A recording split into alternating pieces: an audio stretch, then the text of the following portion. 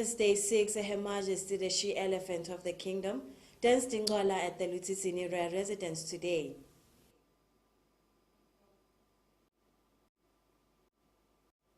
The Little Ingwala ceremony today took the 7th day as it continues at the BULLETIN Royal Palace. Her Majesty the Queen Mother in Indlovukazi, Emakhosikati, Banfa Benkosi and the entire royal family, with members of the general public, are in full swing in song at the BULLETIN Royal Palace, continuing with this ceremony.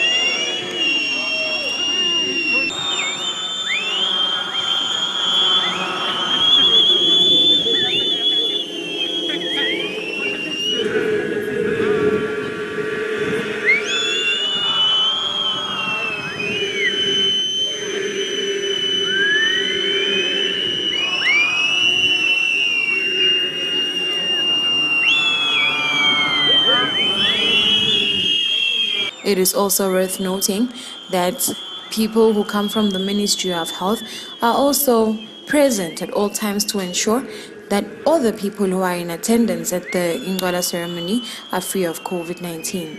I'm Kanyisile Mambuza for Channel Yemaswati News, BULLETIN. Excellency, the Right Honorable Prime Minister of the Kingdom, during a press conference at the Cabinet offices today in Babane, stated that the curfew has been lifted in the Kingdom. He further mentioned that some regulations or rather rules of businesses were eased today. We have a report. His Excellency, the Right Honorable Prime Minister Cleopas Dlamini today announced relaxed regulations under the COVID-19 restrictions in order to revive the economy of the Kingdom of Eswatini. His Excellency was speaking during a press conference whereby he announced that, amongst other things, the restrictions will be as follows. There will no longer be a curfew at any given time of the day to allow free movement of tourists and citizens returning home for the festive season. We are at a time of the year where most businesses, especially in the consumer sector, including hospitality, food distribution, and entertainment sector, expect to increase economic activity. We are anticipating extended border operating hours.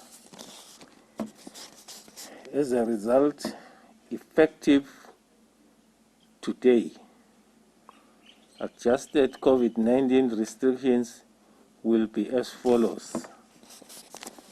Number one, there will no longer be... The Prime Minister also urged Yemaswati to use the opportunity responsibly and do stay at home if there is no reason to be in town or out of the house. He also Encourage Yemaswati to take the vaccination for COVID-19 because it is also going to boost the immune system in fighting against the spread of the virus. Answering questions from the journalist, His Excellency stated that all the uniformed forces are going to be vigilant in ensuring that the violence in terms of arson attacks and other attacks that were seen since the inception of the unrest are actually handled. Lesinqumo nje lesi sithethwe in full consultation nama bema forces kusho ukuthi uhulumende nje wonke uconsultene kwavunyelwana ukuthi kutawu restrictwa ngoba ukhanza ukuthi labantu laba hlukubetako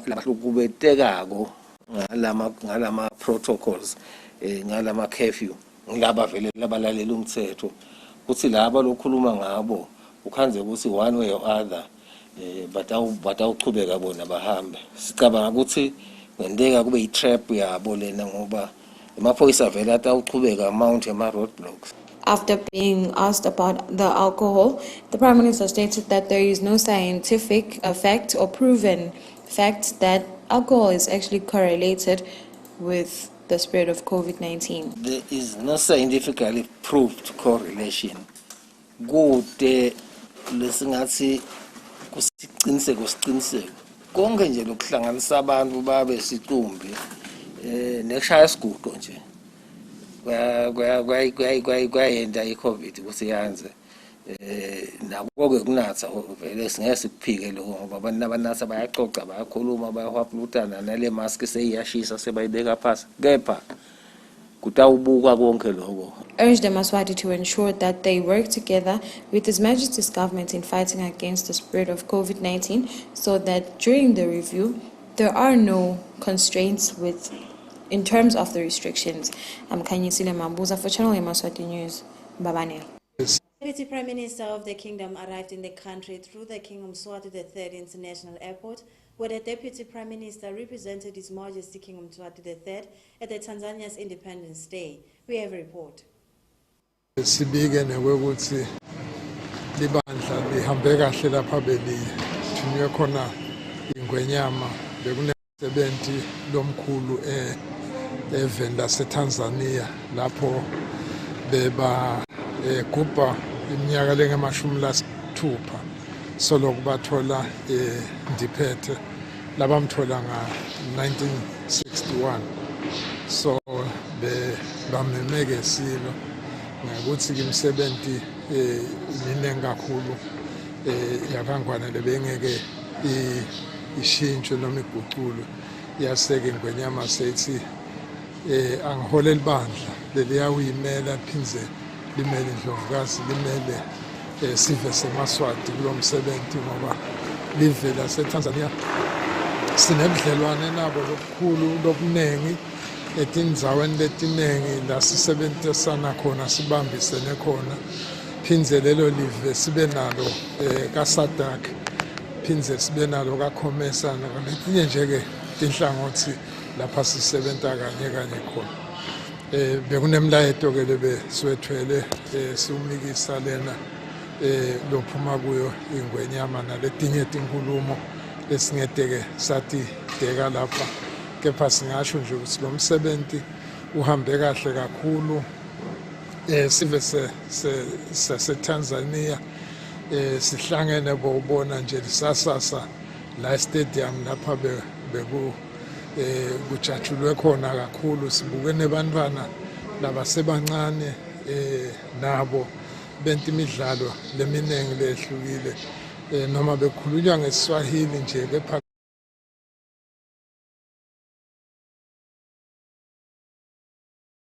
ngaphandle kokuthi ngibe nemhlangano na president Make Hassan lo ngiyena president kulamalanga ngilapho sikhulume khona tindzaba letiningi letifaka ekhatsi naleticondzana nabo COVID netekusengiselana naletinye tinkulumo lesikhulumile temlandvo nje lo hambelana nekukhululeka kwelive lasesifundeni leSentance lokwakuthwa liberation struggle ngaleso sikhathi. Minister for Inkundla and Development, Honorable David Ngamphalala, during an interview with our reporters, cautioned Yemaswati, especially those living in rural areas, to follow regulations from the government in terms of stopping the spread of COVID-19. The Honorable Minister stated that even in rural areas, COVID-19 exists. We have a report. The Minister for Inkundla and Development, in an interview with our reporters, urged Yemaswati, especially those living in rural areas, to adhere to COVID-19 regulations from the government. The Honorable Minister stated that people living in rural areas should know that COVID-19 also exists there.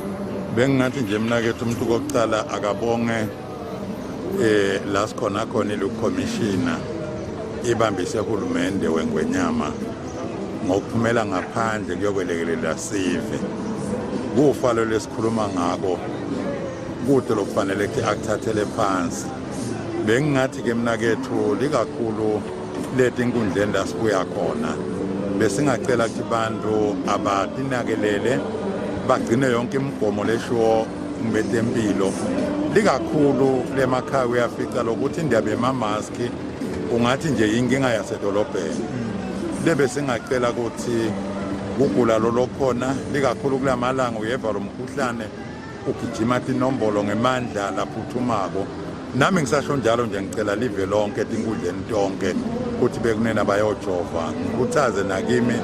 He mentioned that it is of paramount importance that Yemaswati should adhere to COVID-19 regulations, especially because the number of COVID-19 infections in the kingdom are rising.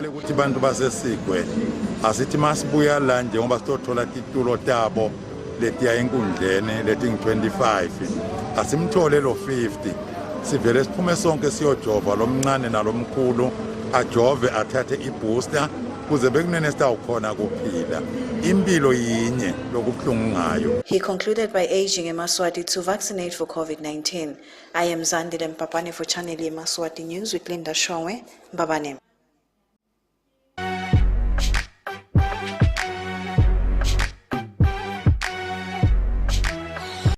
Gender-based violence can be one of the most difficult situations to talk about and to escape from. Sadly, it can happen to anyone: women, men, children, between spouses, and even friends. I had a lot of anxiety. I didn't know what to do. I thought no one would believe me. I never thought this could happen to me. I've never been so heartbroken and scared. I felt weak, and I had no idea how I was ever going to come up with the strength to seek help. But I just closed my eyes, took a deep breath, and took a blind leap. When the abuse started, I didn't feel like reporting, as I thought that would make me seem like a weak man. But it didn't stop. I realized my silence allowed for the abuse to go on, and I decided to report. Reporting abuse is not a sign of weakness, but a sign of courage. I was worried and ashamed. I didn't want my friends and family to know. Do not suffer in silence. To seek help, get more information, or to report any form of abuse, call toll-free line 951 or SMS SWAGA to 8500.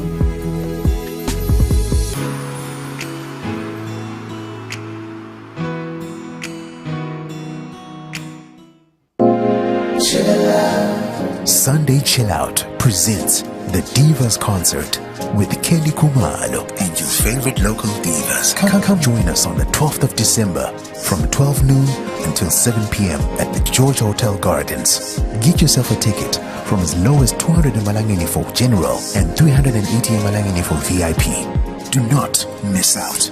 The Sunday Chill Out with Kelly Kumalo. Sunday Chill Out.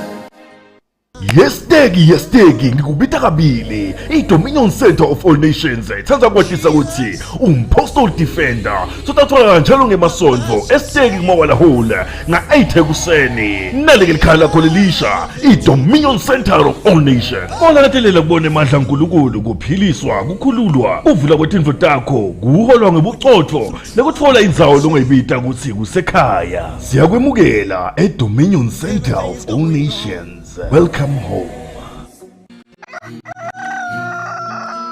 nalo liquthe likhala lijabulela kutsabuka kwekusa bathi kunobabanzotela ingani phileti uyabhadla inqanqwane endengane emanda savela yaqaphathela emakhamba semengabononi neti ngomshini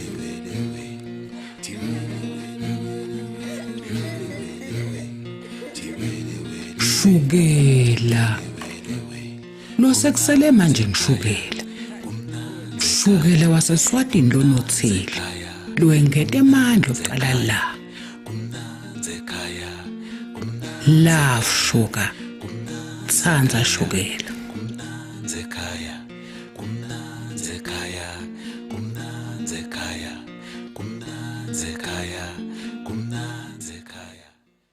Sesifikile lesikhathi sempumelelo yakho. Dr. Prophet Major V ukulethela ingqayizivele yenkonzo ye-Prophecy Healing and Deliverance PhD Service mhla ka-12 December 2021 kulensonto nesiya kulo entsabeni yensinziso esigodlweni kumathapha. Inkonzo iqala nga-10 ekuseni. Phatha umnikelo wakhona ngama-8 emalangeni. Dr. Prophet Major V utabe anointa aqhubisa abantu nge-oyili yemali nenhlanhla kube kabanisha manje kulezinombolo ungaphutheki.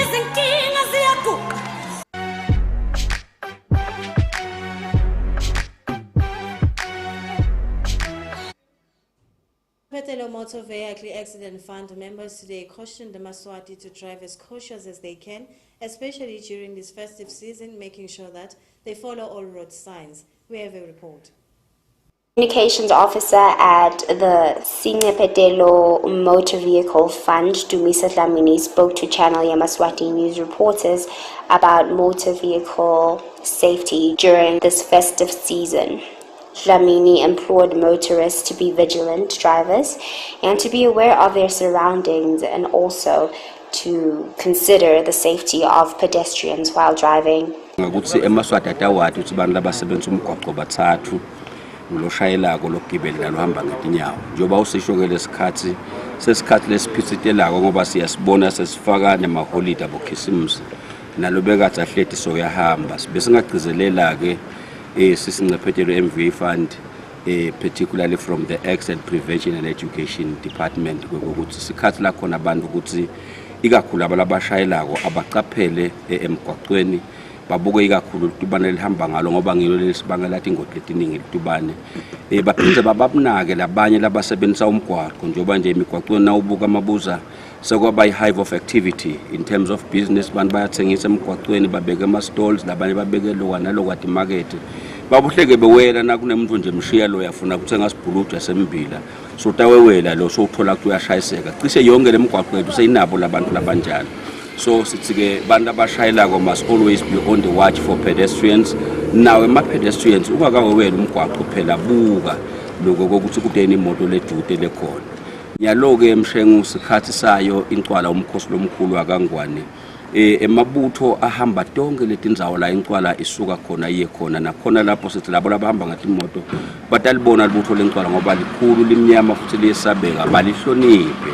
Angeke nje lithi libutho lewela umgwaqo ube uqhamuka umfongile ngemoto ufuna ukuthi ulithobe litubane lemodela yakhe uvumele namajaha engwenyama ewele kumgwaqo kube nalokuphepha khona lapho. Dinengi mabuza into lesingatifisa ikakhulu kule festive season singafisa nethi abantu baqonze kahle ukuthi isikhathi setimvula le uma kwenteka litululina lokwenteka kugcwala lemifula netigodi nalemigwaqo ibamandi. There must be change of attitude in driving cars because imoto lehamba emgwaqweni losumanda ifani uhamba kofuthi. Dlamini asked for drivers to be conscious of the weather as the country endures its rainy season. Dlamini cautioned motorists about possibly aquaplaning while driving. Fisako leto kokuthi Yemaswati abengete atenta sithi nasibuye eminyakeni losukumako sikhanda silomnyaka lofile sengce kuwo ngekuphepha. Reporting for Channel Yemaswati News, Abongina Mabuza with Khanyisila Mabuza and Zandile Mbabane. Another painful incident, an elderly woman was robbed over 1,000 Malangeni today in Manzini by a fraudster. We have a report. Gogo received a call from an unknown person who stated he is Shabangu and works for the PM offices. He asked if Gogo received food and money and told Gogo he wants to send her money through her mobile through her mobile phone. Gogo with her grandchild were ordered to press certain numbers on the phone, and when they checked the mobile money balance, Gogo's money was all gone. According to Gogo Engilozi Shabalala, she stated that she does not know what to do. Being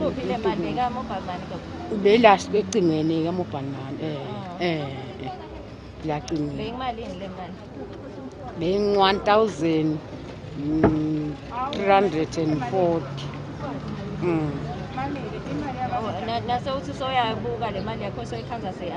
Oh, we have to book a lump candy Malay but I'm Cheta Fakati Bupunabu. I can't see Malay. What our cookie Malay say, Coco. Itolo nje umuntu omdzala imali yakhe isanza kungena elithingweni lemali yabogogo bavele ke badlala ngaye kumuntu omdzala bathi akachafata imali bamethembisa sibathi amfakele imali kanti selisu lekumebela le mali yakhe le nasibe sethemba phela silokhu sengigrade imbasha tabogogo naye igogo utawuzama impilo anake nalomntwana umntwana ona 10 years uhlala ngekudonela nje simo simkhulu vele kugogo kunebatukulu abanengi gogo labondla kwekhaya bangi13 yalo nje khisimsi gogo vele utaba mnyama. And Butopo of Ngiliji Inkundla mentioned that Gogo stays with so many children. Today, Butopo and Gogo went to report the matter at Manzini Police. Reporting for Yemaswati Channel, I'm Notlatlatwala with Mpilo Dlamini in Manzini. Chila's event organizers, which will be this coming weekend at the George Hotel in Manzini, aged Yemaswati, will want to be part of the event to vaccinate for COVID-19. We have a report. Sunday Chila's organizers, which is an event that will be held this coming weekend at the George Hotel in Manzini, where South African singer Kelly Khumalo will be the guest, have urged people who like to attend the event to vaccinate for COVID-19. Speaking during an interview with our reporters Tembingosi, the event's organizer stated that they will also encourage people to vaccinate for the virus by making sure that there are vaccination points at the entrance of the event. We know that there are a lot of female artists that are doing well in the country. And putting them together and trying to give them this platform, hence the hashtag this year is Wear Your Crown. It's about females, it's an all-female lineup, even the DJ is female, everything is just, divas all the way. It's really, really amazing, it's a blessing, really, because even what we are trying to do there, we have partnered with Israel Aid, so we will have a vaccination station at the event because we also want people to be safe. And we'll try and follow all the protocols as per our government has actually. And it will be strictly 500 people, and it's an outdoor event at the George Hotel Gardens. So we'll try and help where we can help because the more people come at events and they vaccinate there, we are all trying to play our part. I am Zandile Mpapane for Channel Yemaswati News with Kainsile Maboza, Mbabane. The news we had for tonight, but before ending tonight's bulletin, let's take a recap of the stories which made headlines. Today marks day 6 of Ingwala ceremony as His Majesty King Yemaswati III and the regiments danced at Mbangweni Royal Residence. The Information and Communications Officer at the King's Office, Mr. Pesisimelane, made some clarity or some remarks that had been circulating on social media about His Majesty King Yemaswati III. His Excellency the Right Honorable Prime Minister of the Kingdom today during a press conference at the Cabinet offices stated that there will be no curfew in the Kingdom anymore. That's all the news we had for tonight. Do have yourselves a beautiful evening. Good night.